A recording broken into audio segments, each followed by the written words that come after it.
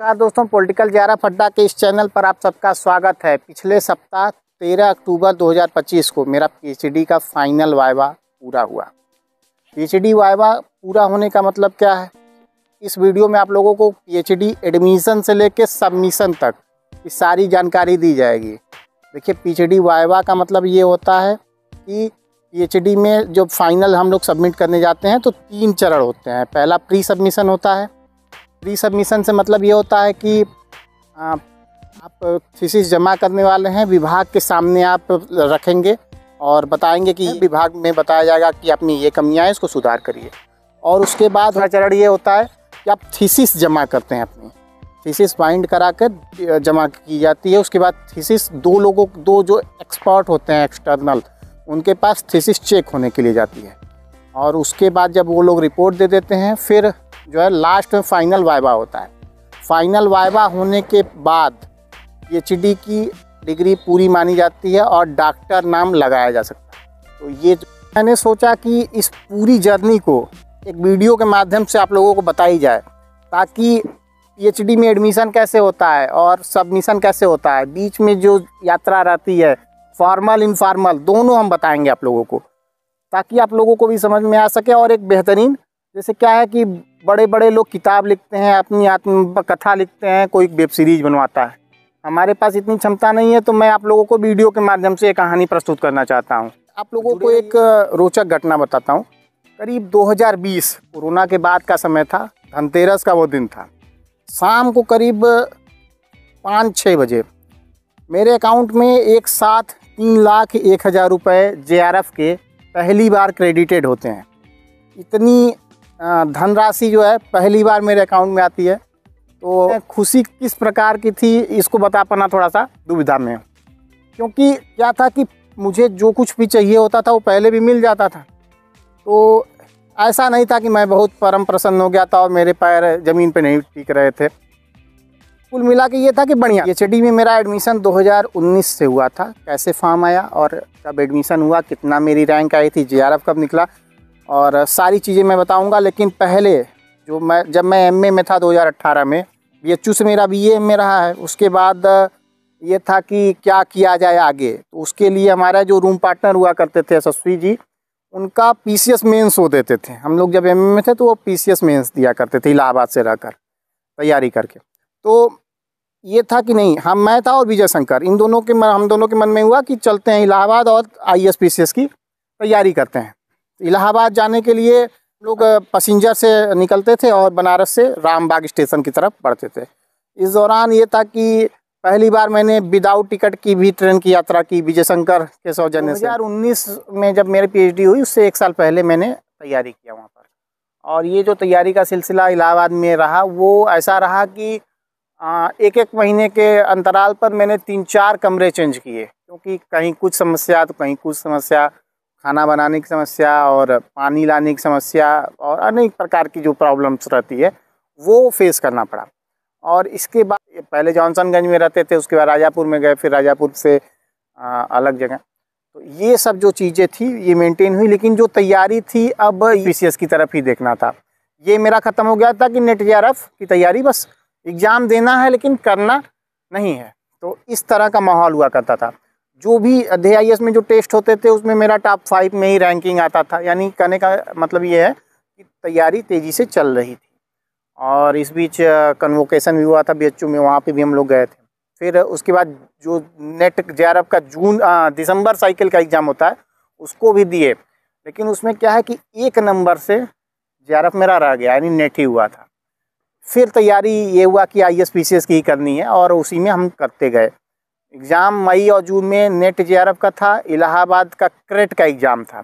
इलाहाबाद में PhD admission के लिए एक एग्ज़ाम क्रेट का होता है। क्रेट का एग्ज़ाम जो पास करता था उसको इंटरव्यू के लिए बुलाया जाता था, 1 सीट पर 2 लोगों को। तो हमारे समय में करीब 50 सीटें थी इलाहाबाद विश्वविद्यालय संबंधित, जिसमें 12 सीटें मेन कैंपस में, 12 सीटें CMP में, ऐसे ही बाकी जगह ईश्वर शरण और अदर जगह थे। तो ये जो फॉर्म आता है ये मार्च में आया था फॉर्म, और मई में करीब 20 मई के करीब क्रेट का एग्ज़ाम हुआ था। वही 24-20 मई के आसपास आपका नेट JRF का एग्ज़ाम हुआ था और 1 जून को IAS का एग्ज़ाम हुआ था। तो मैंने इसमें केवल IAS के एग्ज़ाम को फोकस किया। JIS में चूँकि हमारा बैच चलता था, उसमें सुपर 100 एक बैच चलाते हैं ये लोग, वो और मेन बैच और उसके बाद सुपर 100 वाला बैच, कुल मिलाकर IAS की ही तैयारी फुल एकदम। इसलिए इलाहाबाद में रहना इतना भी आसान नहीं था हमारे लिए। BHU में मैं 5 साल बाहर ही खाना खाया था। BA MA के समय में मेस का ही मैंने खाना खाया था, मैत्री जलपानगृह का खाना खाया था। कोई समस्या नहीं आती थी, बाहर का भी खाना चलता था, रेस्टोरेंट वगैरह का भी चलता था, फास्ट फूड भी चलता था, कोई समस्या नहीं। लेकिन यहाँ पर इलाहाबाद में जो ये 2-3 महीने 4 महीने का जो मैंने बाहर खाना खाया, ये मेरे लिए थोड़ा सा नुकसानदायक रहा। और या पानी कहिए या जो भी रहा हो, खाना पचना मेरा बंद हो गया था मई जून के महीने में, और उल्टी होने लगी थी। फिर 1 महीना चलाया उसी तरह, ताकि बहुत ज़्यादा कमज़ोरी आ गई थी। फिर मैं घर आया, 10 दिन के करीब हेरिटेज में भर्ती रहा, जो बाईपास पर ये पड़ता है बनारस में। वहाँ पर उसी समय JRF का रिजल्ट आता है, तो उसमें मैं देखता हूँ मेरा JRF हो गया रहता है और अच्छे नंबरों से हुआ रहता है, करीब 99.99 परसेंटाइल से होता है।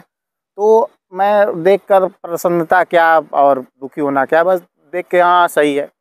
विजय शंकर का फ़ोन आता है और मैंने केवल विजय शंकर से बताया। अब उसके बाद क्या है कि अब सारे लोगों को पता चल गया।